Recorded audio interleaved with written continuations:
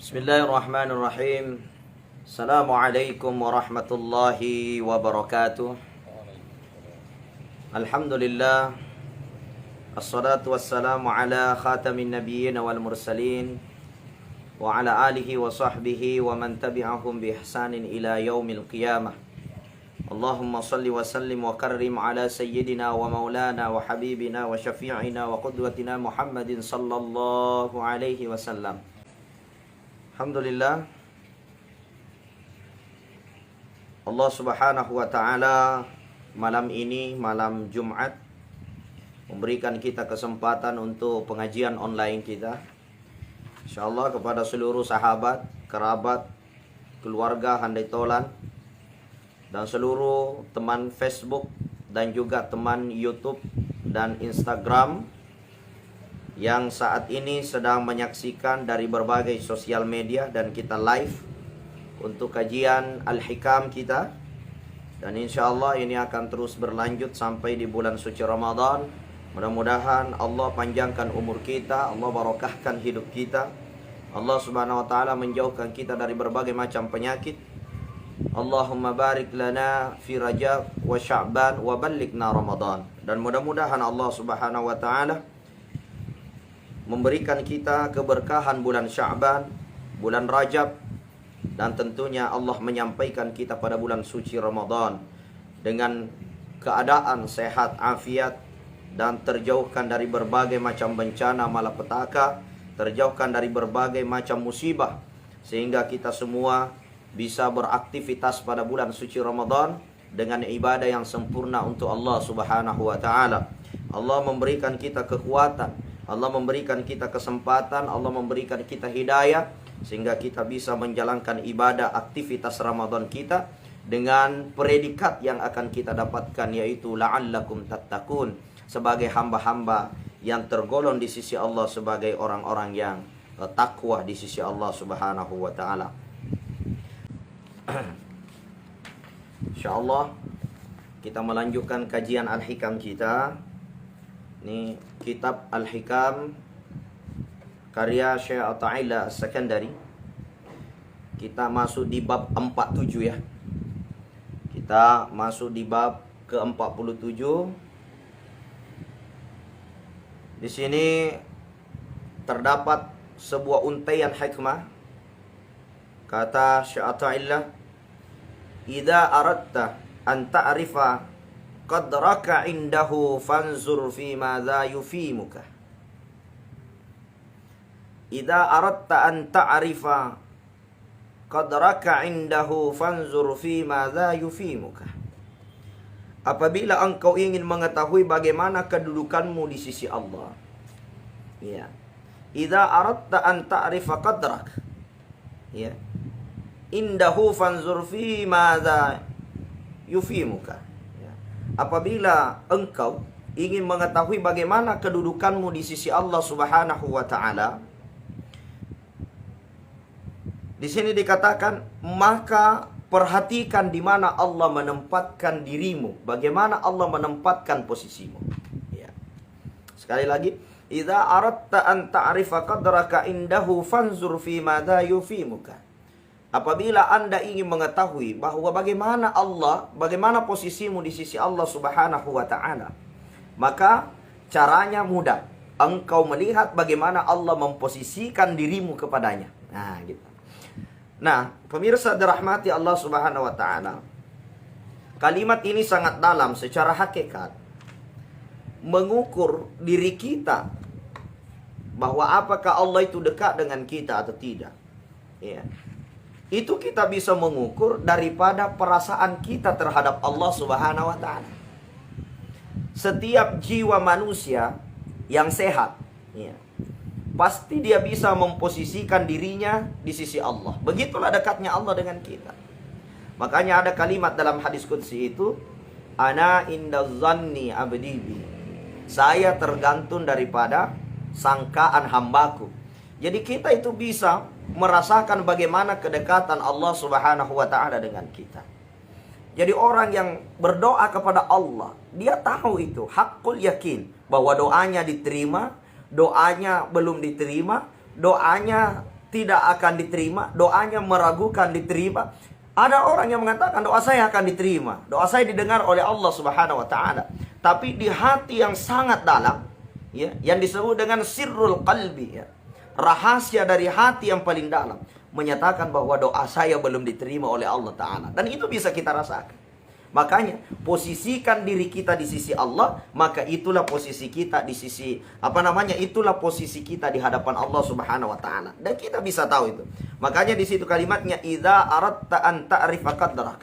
Kalau kita ingin mengetahui bagaimana irada Allah terhadap diri kita, indahu fanzur fi ma zahyufimu. Artinya kita itu bisa memposisikan dengan apa yang kita rasa bagaimana Allah Subhanahu wa taala terhadap kita. Nah, ini pemirsa dirahmati Allah Subhanahu wa taala.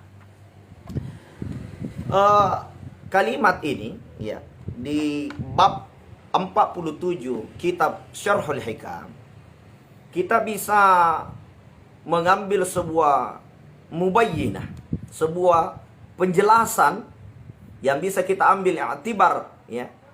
Yang pertama, kata ulama adalah memperbaiki prasangka. Selamat datang Ardiansyah Sendung dari Makassar. InsyaAllah di-share, dibagikan insyaAllah, ya.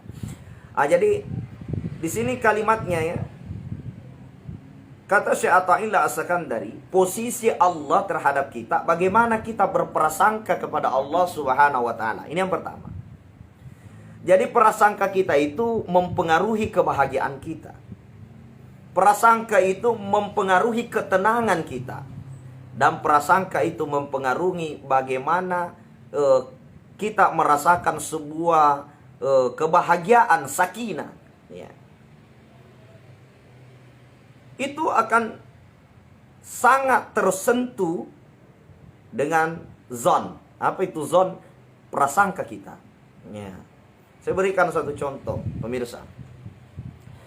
Ketika kita melihat seorang wanita yang cantik, ya, mohon maaf, ya, kita melihat seorang wanita yang cantik, kemudian yang terbayang di dalam pikiran kita, wajahnya begitu cantik, tapi yang selalu muncul dalam prasangka kita, orangnya judes, orangnya pemarah, orangnya cuek, orangnya tutur katanya nggak bagus, orangnya suka cari kesalahan orang lain, orangnya suka marah-marah, orangnya suka prasangka baik, orangnya kikir seke.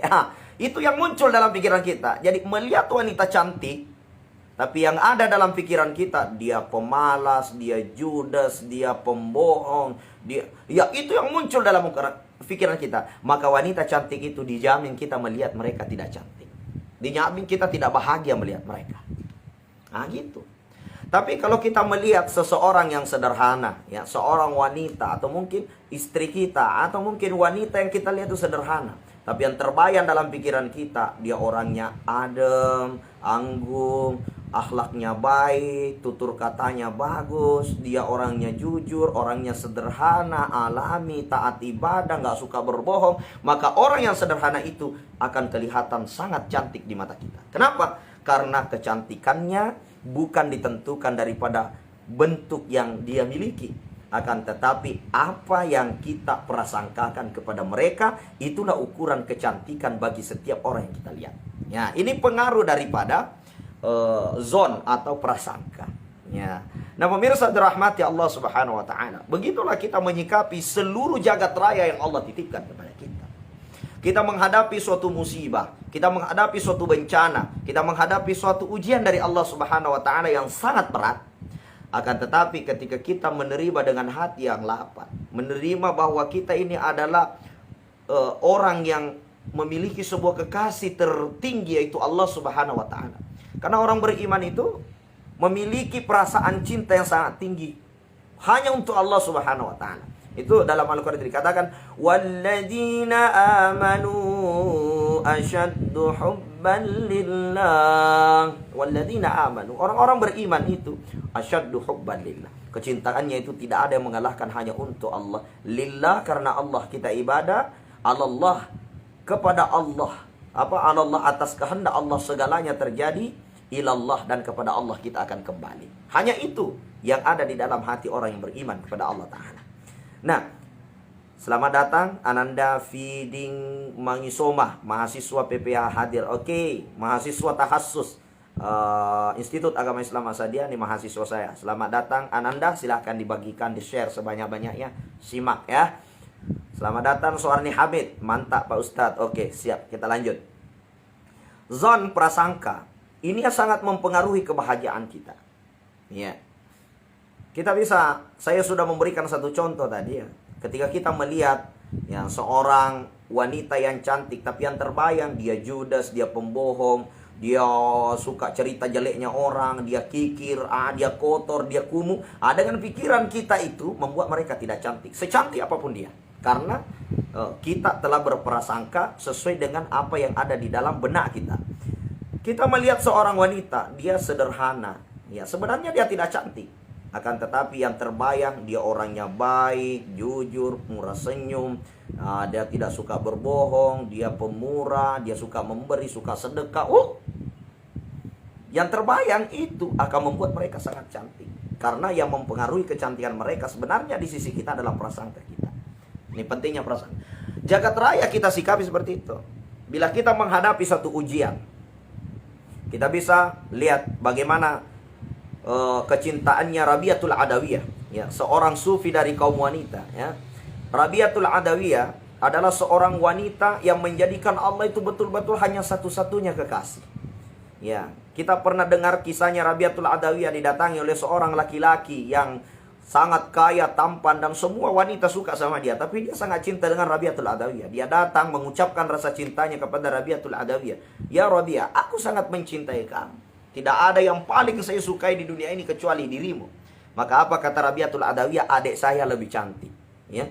Dan adik saya itu orangnya ramah, anggun. Dia lebih muda dari saya, bodinya lebih bagus daripada saya. Dia bilang tidak, saya hanya mencintai kamu. Kata Rabiatul Adawiyah, adik saya ada di belakang. Maka langsung menengok sang laki-laki ke belakang. Maka Rabiatul Adawiyah, engkau bohong mencintaiku. Karena engkau telah balik ke belakang ketika saya mengatakan wanita itu ada di belakang kamu. Maka tidak ada satu-satunya cinta yang tulus kecuali hanya cintanya Allah kepada hambanya. Maka tidak akan kupautkan hatiku kecuali hanya kepada Allah Subhanahu wa ta'ala. Begitulah Rabiatul Adawiyah mencintai Allah ta'ala, ya.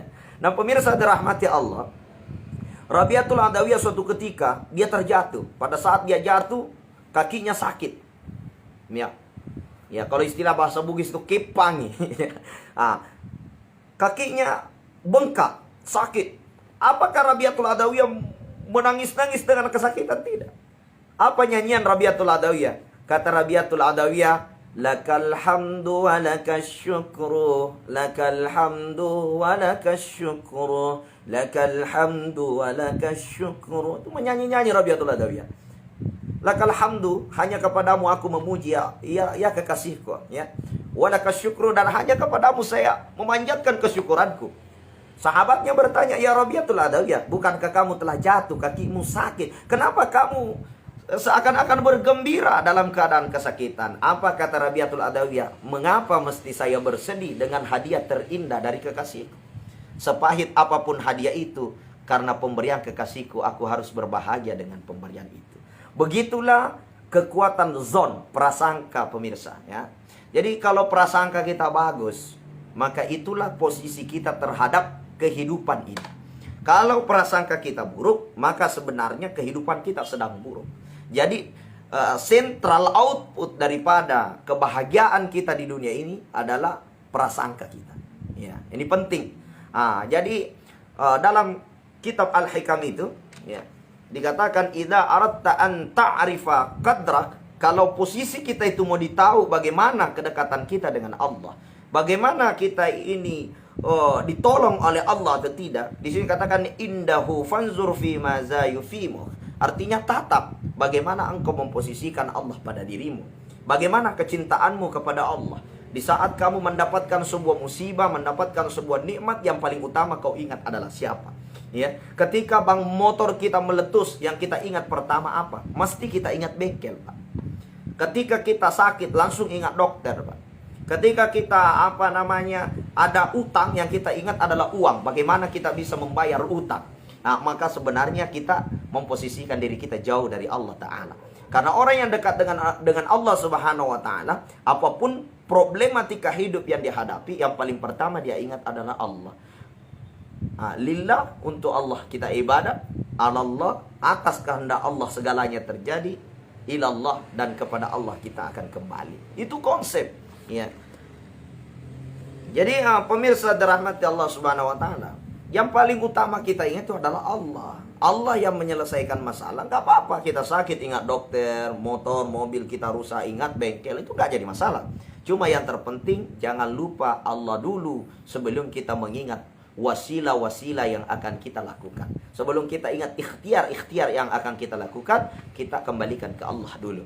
Makanya itu dikatakan dalam hadis, ya, kullu af'alin wa a'malin, setiap perilaku, setiap amal yang kita lakukan, yaftah bismillah, kita buka, ya, kita mulai dengan bismillah. Kenapa kita harus yaftah dengan bismillah? Karena bismillah ini adalah awal nama Allah sebelum kita beraktivitas. Dengan nama Allah kita beraktivitas apa saja. Makanya ya, kita yuftah bi bismillah. Kita memulainya dengan mengucapkan bismillah, ya. Maka dari itu pemirsa dirahmati Allah Subhanahu wa taala, sama ketika manusia itu diukur daripada kecintaannya kepada Allah, sama aja dia menghadapi kesulitan fis-sarra'i wad-dharra, dalam keadaan senang, dalam keadaan susah, sama saja. Mereka tetap menjadikan Allah sebagai tujuan. Dia tetap tersenyum terhadap apa yang menjadi hadiah dari Allah. Seperti Rabi'atul Adawiyah, dia terjatuh, kakinya sakit, orang heran melihat dia bergembira, walaupun dia kesakitan dia tersenyum. Ditanya kenapa engkau gembira, dia katakan, kenapa saya mesti bersedih? Sedangkan ini adalah hadiah dari kekasihku. Bukankah kekasihku adalah pemberi hadiah terbaik walaupun pahit?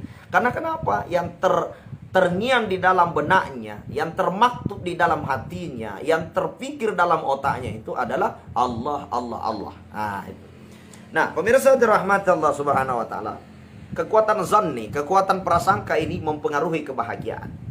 Makanya ada konsep, setiap yang menimpa kita bukanlah problematika dalam hidup kita, tapi yang menjadi problematika bagaimana kita menyikapi problematik yang terjadi. Sekali lagi, setiap menimpa kita bukan itu yang menjadi masalah, tapi yang menjadi masalah bagaimana kita menyikapi apa yang terjadi. Ya, ketika kita menyikapi dengan cara yang baik, maka itu akan menjadi baik. Tapi ketika kita menyikapi dengan cara yang tidak baik, itu akan menjadi sesuatu yang tidak baik. Perkara yang baik bisa menjadi buruk bila cara kita menyikapinya dengan sesuatu yang tidak baik. Kita dapat nikmat yang banyak, kita menyikapi dengan tidak baik, kita mengatakan, bukan begini saya butuhkan. Kita dapat sesuatu sebenarnya itu sebagai rahmat, kita mengatakan, bukan begini yang saya inginkan. Waduh, kita dapat uang, belum cukup yang saya butuhkan. Maka sebenarnya kita telah menutup pintu kebahagiaan dalam hati kita. Kita mendapatkan musibah, sakit, itu tidak bisa kita bahagia.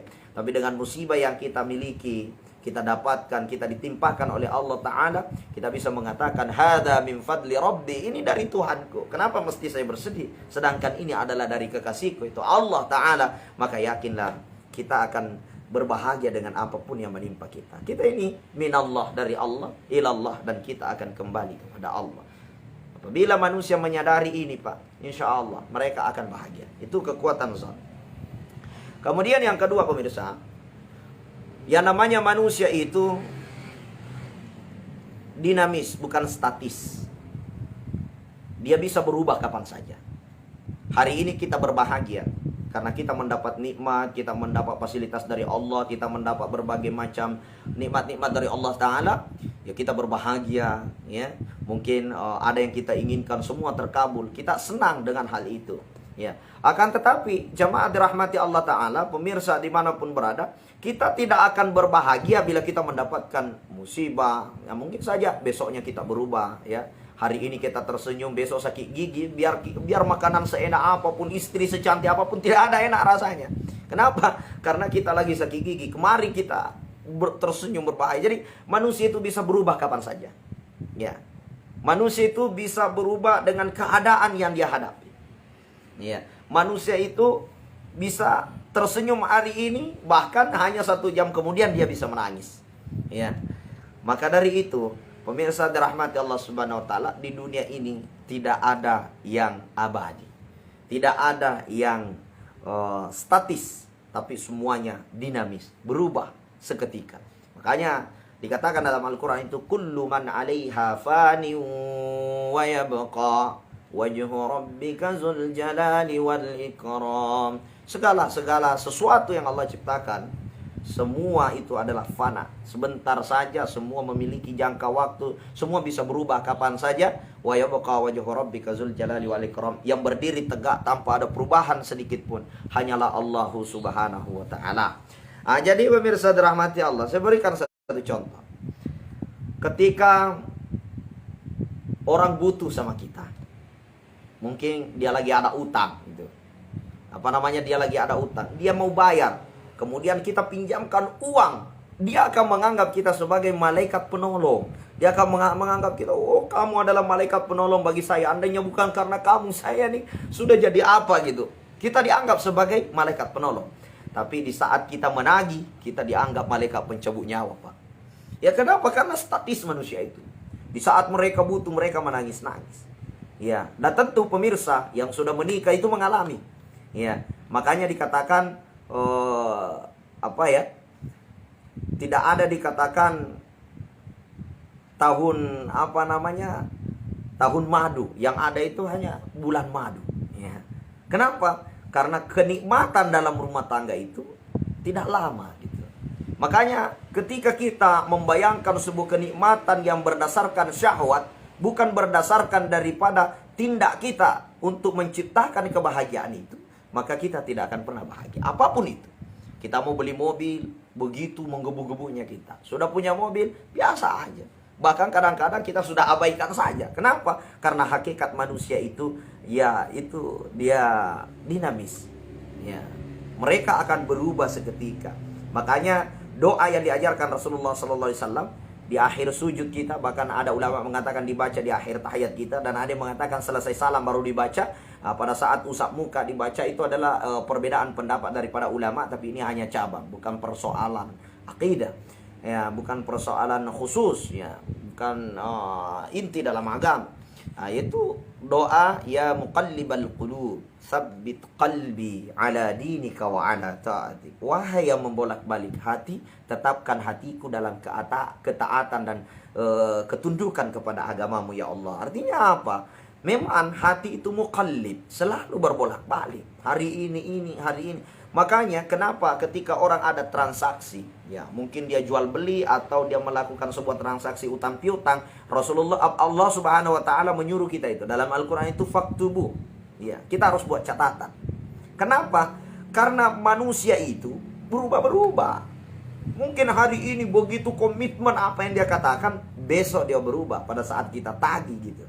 Maka dari itu agama mengajarkan tulis hal itu agar bisa menjadi bukti, bahkan disuruh kita untuk ada saksi dan lain sebagainya. Begitulah pentingnya mengikuti ajaran Allah Ta'ala. Makanya kalimat yang terdapat di bab 7 kitab Al-Hikam itu, untuk mengetahui kedudukan kita di sisi Allah Ta'ala itu, idza aradta an ta'rifa qadraka indahu fanzur fi madza ayufimuk, ya. Apabila engkau ingin mengetahui bagaimana kedudukanmu di sisi Allah, maka perhatikan di mana Allah telah menempatkan dirimu, di mana Allah telah posisikan dirimu. Bagaimana mengetahui posisi kita di sisi Allah? Satu, kita perhatikan zon kita, prasangka kita, ya. Nah, pemirsa dirahmati Allah Subhanahu wa taala. Kekuatan prasangka itu kita bisa merasakan ketika kita bisa menjaga perasaan orang, peka terhadap orang lain. Makanya Rasulullah SAW mengatakan, la yu'minu ahadukum hatta yuhibbu li akhihi kama yuhibbu li nafsi. Ya, tidaklah dikatakan orang itu beriman sampai dia mencintai saudaranya seperti dia mencintai dirinya sendiri. Kenapa Rasulullah sampai memposisikan antara cinta kepada orang lain adalah ukuran ukuran iman bagi dirinya. Ya, karena manusia itu kebahagiaannya ketika ia peka terhadap perasaan orang lain. Banyak orang tidak tahu menjaga perasaan orang. Itu ajaran agama, wajib kita peka terhadap perasaan orang. Kita bertamu kepada rumah orang, orangnya udah bolak-balik angkat lutut kiri kanan, itu kita ngerti. Ya, jangan tinggal duduk terus. Mungkin orang itu sakit pinggang, mungkin tuan rumah lagi kecapean, kita harus peka. Ya, ini konsep untuk mencapai kebahagiaan. Nah, kepekaan kita ukur dalam rumah tangga, pemirsa. Ketika istri kita, ya, istri kita atau suami kita, pada saat suami mau berangkat ke kantor, mau pergi ke tempat kerja, ya, kemudian istri mengatakan, "Pak, mukamu itu jelek. Pak, kamu itu tidak kusuka, mau jelek mukamu. Lebih bagus kuliah itu monyet daripada kau." Ya, dengan bahasa itu, suami kita berangkat ke kantor, suami kita pergi ke pekerjaannya, yang ada dalam pikirannya itu tidak ada ketenangan. Hanya dengan satu, jelek mukamu kuliah, Pak. Sampai di kantor itu, istriku kurang ajar, tidak ada ketenangan, Pak. Dia mau tanda tangan masih itu, ada lagi pekerjaan, ada lagi mau ditandatangani, yang terbayang hanya satu kata itu, mukamu jelek. Nah, karena kenapa tidak ada kepekaan? Ya. Tapi coba pemirsa dirahmati Allah Ta'ala. Sebelum suami pergi ke kantor, hanya 2 kata saja. "Pak, saya tunggu pulang cepat. Pak, saya masak terbaik untuk kamu." Kemudian tutup, "Pak, aku selalu menyayangimu. Siapapun yang datang mendekat, engkau kekasihku dunia dan akhirat."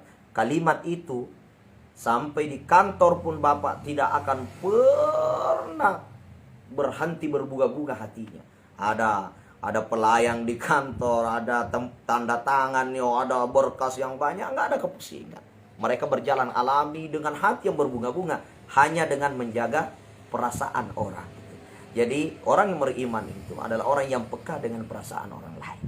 Penting itu, pemirsa dirahmati Allah. Maka ketika Anda ingin diberikan penghormatan untuk dijaga perasaannya, Anda harus peka bagaimana menjaga perasaan orang lain. Kalau ini hidup dalam diri kita, insya Allah disitulah posisi kita di hadapan Allah Subhanahu wa Ta'ala. Apakah kita termasuk kekasih Allah atau tidak? Satu, jaga zon kita, prasangka kita kepada Allah Ta'ala.